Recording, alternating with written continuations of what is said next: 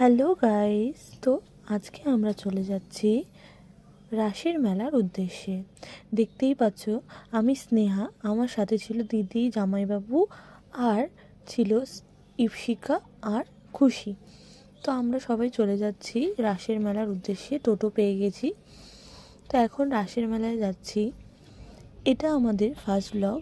তো তোমাদের যাদের যাদের আমাদের ভিডিও পছন্দ হবে বা ভালো লাগবে তারা প্লিজ লাইক, কমেন্ট, শেয়ার ও সাবস্ক্রাইব করে দেবে। মেলায় চলেই এসেছি, এবার মেলার গেট দিয়ে ঢুকে যাচ্ছি। তো ফার্স্টেই একটা দোকানের সামনে দাঁড়িয়ে পড়লাম। তো চলো তোমাদের পুরো মেলাটা ঘুরে দেখাবো।